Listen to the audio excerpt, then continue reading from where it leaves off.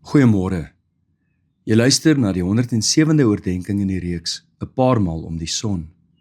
Ons tema vanoggend is sosiale koneksie. Ons het Vrydag begin om die 4 kwaliteite van die tienerbrein van nader te beskou. Ons het gekyk na die wonderwêreld daarvan, sowel as die skadukant of gevare wat dit meebring. Ons het spesifiek gesels oor die eerste 2 letters van die akroniem ESSENCE. Die verskynsel van 'n toename in emosionele intensiteit wat tieners ervaar. As jy nog nie kans gehad het om dit te luister nie, gaan luister dit gerus. Môre praat ons oor die SE van ESSENCE, Social Engagement, sosiale koneksie. Die ontwikkeling in tieners se breine maak dat hulle aangevuur word om meer tyd saam met vriende te spandeer, om nuwe vriendskappe te kweek. En dit is 'n goeie ding. Navorsing bevestig dit, soos onder andere die Harvard-studie oor menslike geluk en welstand, wat wys dat die kwaliteit van ons verhoudings een van die sterkste voorspellers van gesondheid, geluk en welstand deur ons hele lewe is.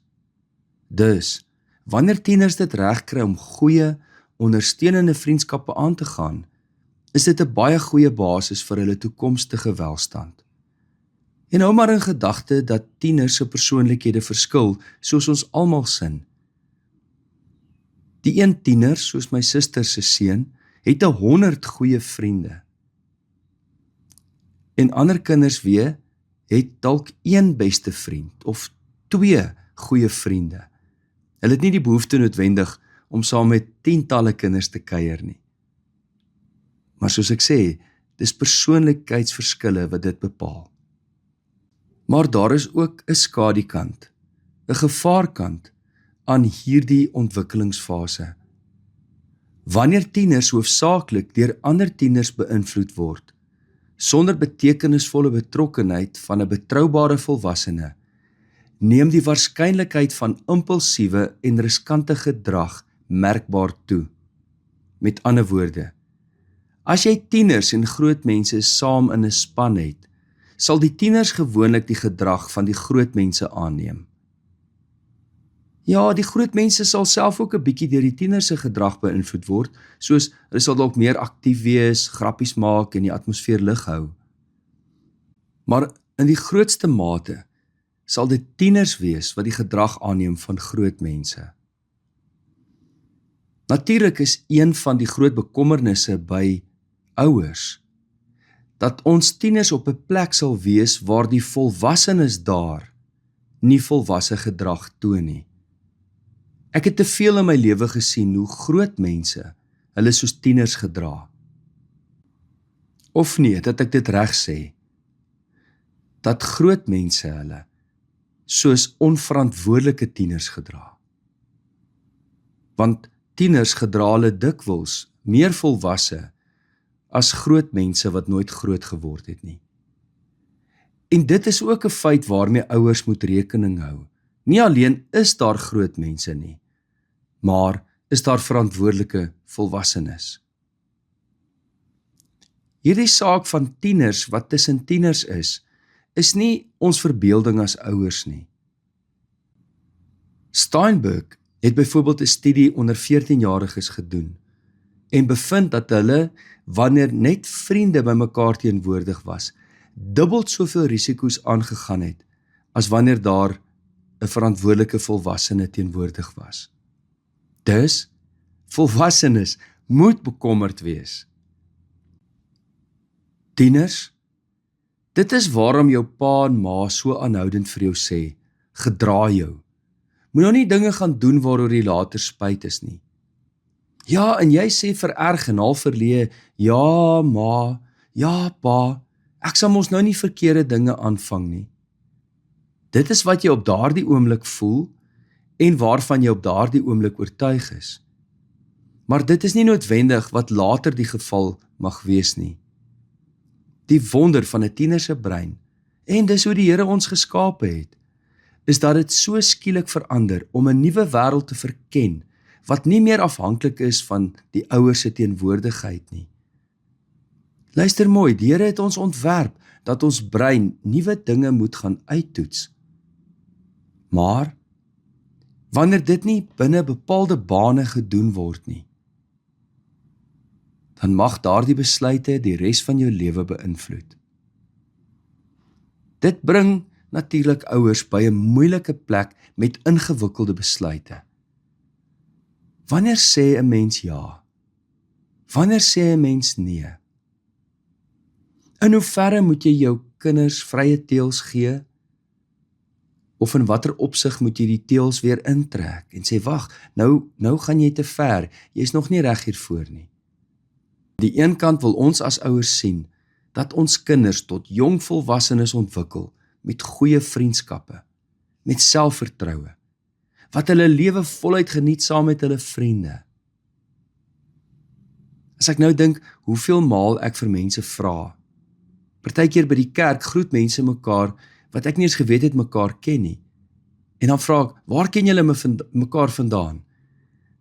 Waar hulle dan lag en spontaan sê, ons kom van skooldae af saam. Ek luister hoe mense sê, hulle was pas by hulle 30ste, 40ste, 50ste reunie, matriekreunie, en hulle is nog steeds vriende vandag. So, ons as ouers wil graag hê, ons tieners moet hierdie fase omhels en voluit leef. Tegelyk weet ons ook hoe vinnig dinge kan skeefloop, dat 'n enkele onbesonde oomblik van ons eie kinders of 'n ander kind lewens vir altyd kan verander. Wanneer ons kinders in die laerskool is, loop dinge ook verkeerd. Maar as dinge daar verkeerd loop, kry iemand 'n knop op die kop of so ietsie, of hulle val hulle knie stikkend. Maar waar ouer kinders betrokke is daar dikwels gevaarlike elemente betrokke, soos drank, dwelms, voertuie en testosteroon, aggressie, 'n bekleierery of 'n ouer persoon wat ons kinders om die bos lei omdat hulle nog nie genoeg ervaring het nie.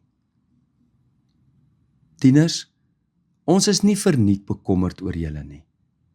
Moet dit nie sien as 'n vyand of dat ons julle nie vertrou nie. Ons weet net die wêreld kan 'n gevaarlike plek wees. Maar tieners het ook 'n verantwoordelikheid. Wanneer jou ouers vir jou die eerste keer die geleentheid gee om vriende te gaan besoek of na 'n plek toe te gaan, hulle gaan jou dophou. En in watter mate jy aantoon dat jy betroubaar is, gaan hulle jou weer 'n geleentheid gee en verder vertrou. Maar as jy van die begin af droog maak, hoe moet jou ouers jou verder vertrou?